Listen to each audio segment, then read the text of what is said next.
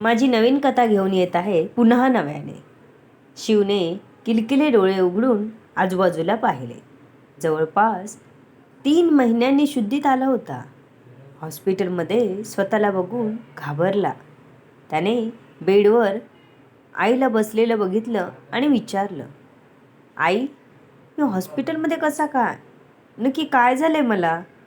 शिव प्रश्नार्थक नजरेने बघत होता. आईने शिवला शुद्धीत आलेलं बघितल्यावर देवाचे आभार मानले आणि आधी त्याची चौकशी केली. शिव, कसं वाटतंय बाळा? आईने प्रेमाने विचारलं व एक मुका घेतला. आई, मला आधीच सांग, काय झालंय ते? शिव घाईने विचारत होता. हो हो, सांगते बाळा. तुझा ॲक्सिडेंट झाला होता, पण तू आता बरा आहेस. घाबरायची गरज नाही. आईने शिवच्या डोक्यावरून हात फिरवत त्याला सांगितलं. तसं तो उठून बसायची धडपड करत म्हणाला, काय? माझं? त्याला विश्वास बसत नव्हता.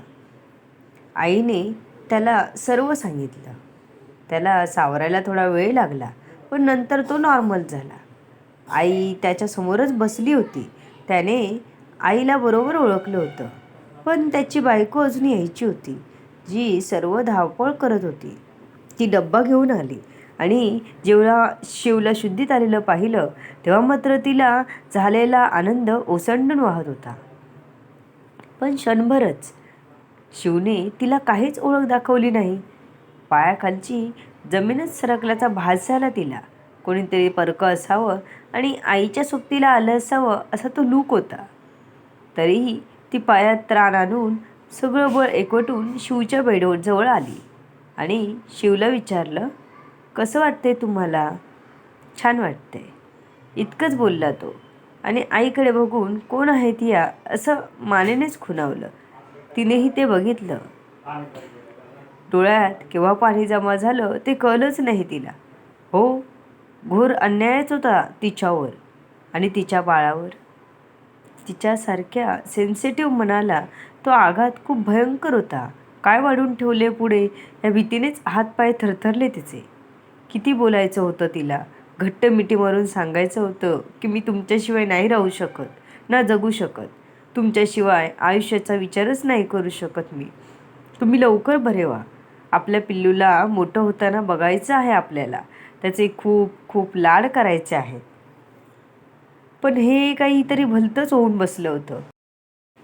दृष्टच लागली होती जणू त्यांच्या संसाराला. अरे, बायको आहे ती तुझी, आई म्हणाली. बस, बाबा 3 ताळ उडालाच. काय?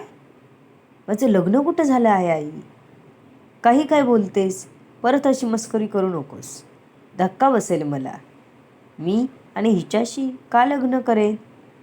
तो नेहाकडे बघून थोडा तुच्छतेने बोलत होता आणि नेहाच्या काळजात धस होत होतं. अरे, खरंच खरं बोलते मी, आई त्याला समजावत होती. पण तो अचानक हायपर झाला. नो नो नेवर, माझं नाही झालंय लग्न. त्याचा पवित्रा बघून डॉक्टर धावत आले आणि त्याला ट्रीट केलं. त्याला इंजेक्शन दिलं. लगेच शांत होऊन झोपला. लग्न नाही झालं मग मी कोण आहे? तिला प्रश्न पडला. हां, मुद्दाम तर करत नसेल ना? आधीच मी याला आवडायची नाही म्हणून मग बहाणा शोधत असेल. पण मग चिन्मय, त्याचं काय? तो तर याचा लाडका होता. त्याला पण हा विसरला का? असंही वाटत होतं सगळं. सासूही काही बोलली नाही. काय माहीत, आज तिलाही न्यायाची दया तर आली नसेल ना. किती आशा होत्या तिच्या, कधीतरी आपल्याबद्दल त्याला प्रेम वाटेल आणि तो आपल्याशी छान प्रेमाने वागेल, फिरायला नेईल, सगळ्यांशी ओळख करून देईल. पण त्या सगळ्याला जवळजवळ सुरंग लागल्यासारखं वाटलं. तिला सावरायला कुणीच नव्हतं तिथे. एवढी सगळी कसरत करून सगळं व्यर्थ होतं. छोट्याला शेजारी ठेवून जॉबला जाणं, नंतर हॉस्पिटलला येणं, सगळं सगळं व्यर्थ. आता कोण होतं तिचं? फक्त चिन्मय. हां हां, तोच आधार होता तिचा. त्याच्याकडे बघून तरी तिला जगायचं होतं, नाहीतर बाकी सर्व आशाच संपल्या होत्या. काय झालं होतं शिवला की तो तिचं अस्तित्वही विसरला होता? छोट्या बाळाला विसरला होता, जे त्याच्या रक्ताचं होतं. ट्रेनमधून पडून अतिशय गंभीर दुखापत झालेल्या शिवला कसलीच शुद्ध नव्हती. 3 महिने कोमात गेला होता. या 3 महिन्यात सगळं चित्रच बदललं होतं. आयुष्याची कितीतरी गणितं चुकली होती. नेहाने किती देव फिरले असतील आणि किती साकडे घातले असतील तिलाच माहिती, आणि त्या देवालाच ठाऊक. तिच्या मेहनतीला यश आलं, पण तिच्या अपेक्षांचा मात्र चुराडा झाला होता. ओळखत नव्हता तो. काय करणार होती ती? शिवला तर बरं वाटत होतं. डॉक्टरांनी घरी न्यायची परमिशन दिली होती. तो खूपच आधीच्या गोष्टी रिलेट करत होता. म्हणजे त्याचे मित्र, नोकरी आणि अजून त्याच्या रिलेटेड सर्व. आईला, नेहाला खरंच टेन्शन आलं होतं. कधी नव्हे त्या सासूबाई प्रेमाने बोलत होत्या तिच्याशी. होईल सगळं ठीक, करेल तो मान्य, डोक्यावरून हात फिरवत म्हणाल्या. नेहाला हे कळण्यापलीकडे होतं. आतापर्यंत नवऱ्याचे कान भरणारी सासू अचानक का बदलली? कदाचित नेहाची चाललेली धडपड कळली असावी तिला, आणि म्हणूनच ती आज नेहाच्या बाजूने उभी राहिली होती. डोक्याला गंभीर दुखापत झालेल्या शिवला काही आठवत नव्हतं, आणि डॉक्टरांनी जास्त ताण वाटेल अशा गोष्टी त्याला सांगू नये असं सांगितलं होतं. तो स्वतःला बॅचलरच समजत होता. लग्नही मनाविरुद्ध मुलीशी झालं होतं. त्याचं प्रेम नव्हतं तिच्यावर. त्यामुळे त्याची बुद्धीही कदाचित त्याला ते आठवू देत नसावी.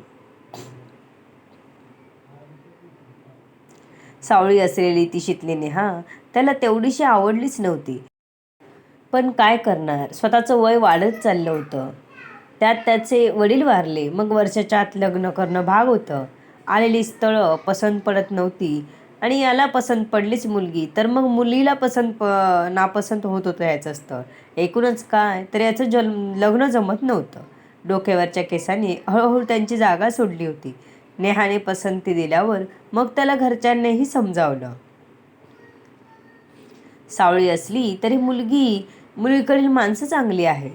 35शीकडे आलेला शिव कसा बसा लग्नाला तयार झाला होता, नाखुशीनेच. त्यामुळे तो कधी तिला फिरायला बाहेर नेत नसे. जेमतेम नातेवाईकांना भेटून घेऊन आला होता. त्यातही ती समाधानी होती. तिचीही काही अपेक्षा नव्हती. दोघांचे सुरुवातीचे दिवस मस्त गेले. दोघे भाड्याने राहत होते. दोघेही काम करत होते. वय झाल्याने नंतर काही प्रॉब्लेम नको म्हणून नेहाला मूल लवकर व्हावं असं वाटत होतं. तिने तसं शिवला बोलली. त्यामुळेच काही प्लॅनिंग न करता त्याने मुलाचा चान्स घ्यावा असं ठरवलं. शिवला तसेही खूप मुलं आवडायची. त्याचंही स्वप्न होतं आपलं गुंडच असं बाळ असावं, जे आपल्याला बाबा म्हणेल. त्याचे खूप लाड करायचे. बघूया पुढे काय होतंय ते. ही माझी नवीन कथा आहे. तुम्हाला आवडली का ते नक्की सांगा, आणि कमेंट करा, लाईक करा, शेअर करा.